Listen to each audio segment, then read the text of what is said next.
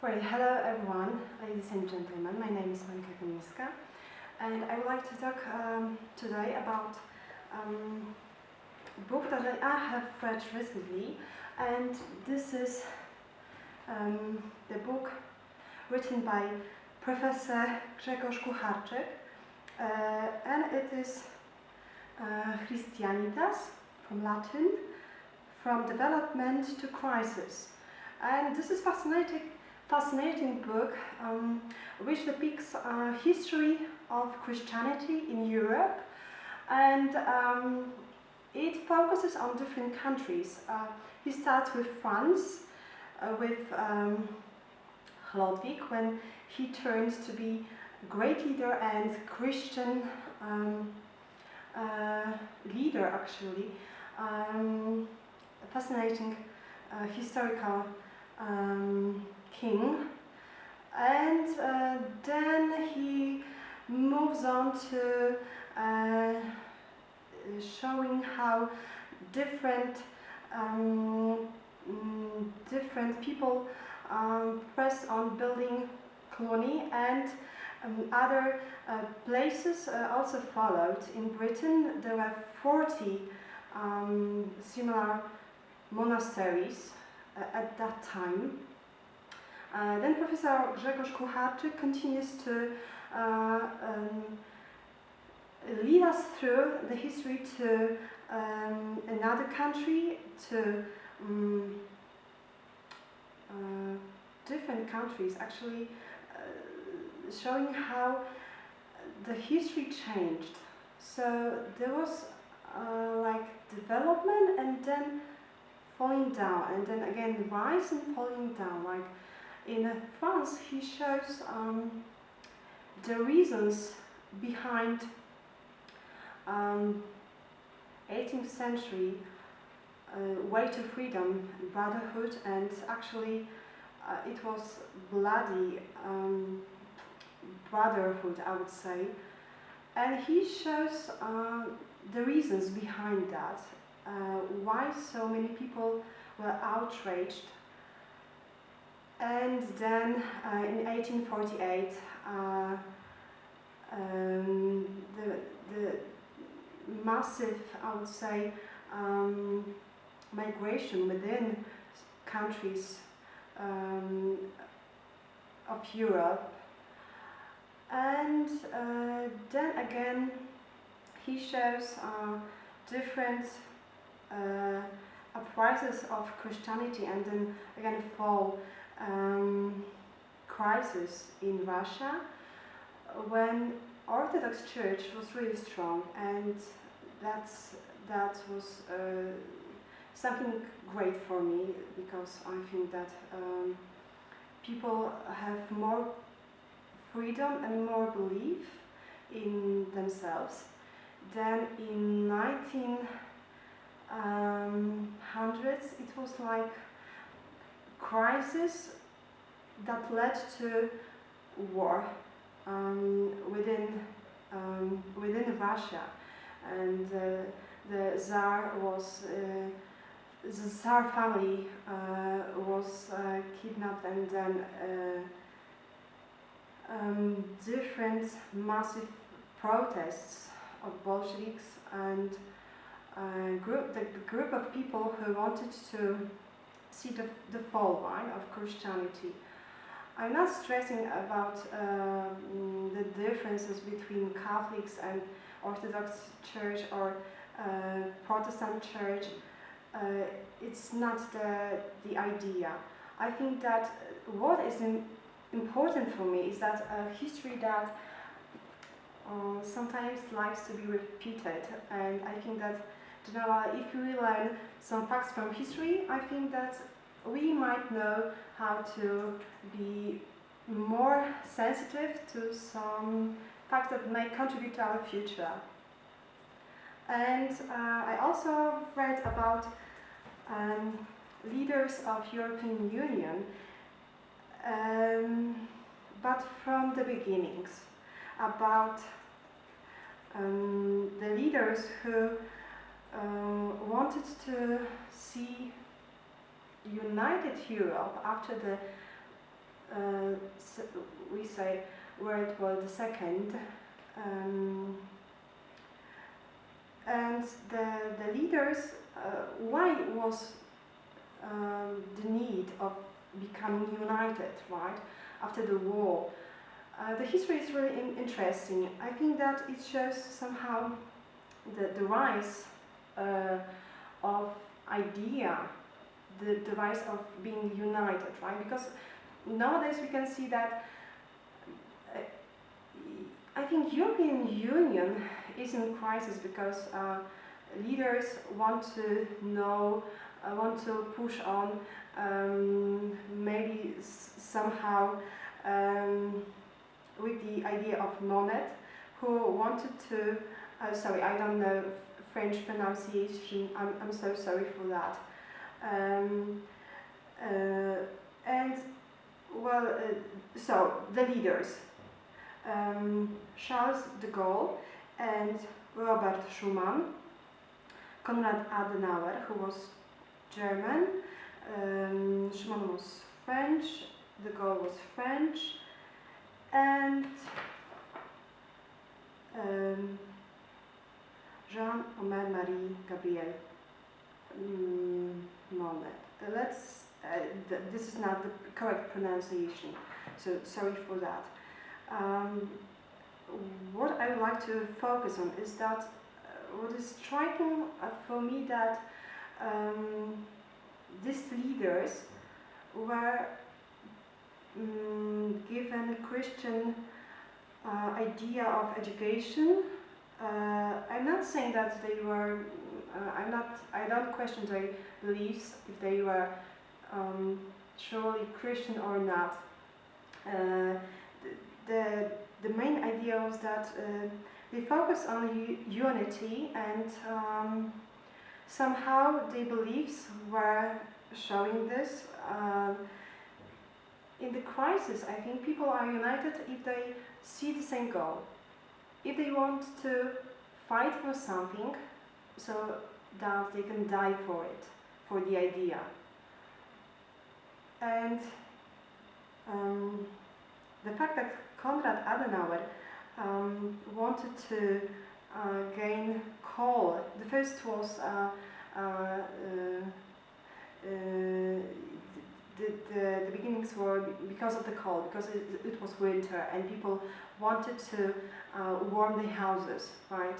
If we see the crisis in Ukraine, there's a war. Actually, people, I think that fear what's going on there, because it's really in Europe, right? It's next door.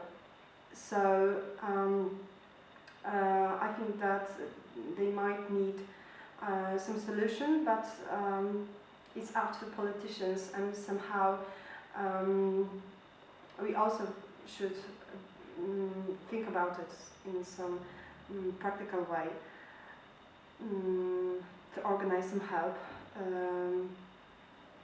But Adenauer was famous for the fact that he wanted to gain coal, and the main argument was that if we don't have coal, we will get united with Russia and we will be communist. So, okay, so Schuman, de Gaulle, wanted to preserve the unity of the people who wanted to be in Europe. So they, this was the main argument. And Schuman actually was a quite interesting figure, as well as de Gaulle. Because, for example, de Gaulle was opposing the government in Vichy, and not many people were or share the same beliefs. The government, of course, saw the fall, and de Gaulle was right that he had some different point of view. He was even in Poland, in Kutno and Rembertów. but as well as other people, I think, have to see the same goal. If we aim at the same point, if we see some conclusion, because I fear that quite soon we might see some crisis. I'm not sure which direction it might go, because as Professor Grzegorz Kucharczyk says, the Europe was in crisis when people didn't actually believe in God if they didn't rely on some other virtues that were close to their heart, close to their families. So not only economical reasons are the main goal. And he points out that the poor and the have and have-nots have always been present throughout history in different epochs, in different times. But actually, the motivation is behind the engine that drives people to work, to gain education, to even cross the border and somehow develop these skills, or do business with other people. I'm not sure that Europe is prepared to gain so many immigrants in so short period of time. And I don't think that there will be multiculti. Some people say that this definition won't work. Like in the United States, some people claim that it will be melting pot. Other people saw it as a salad. So every ingredient will be mixed together, but every ingredient will be separate. And I think it's the truth is in the middle, because I think it needs time.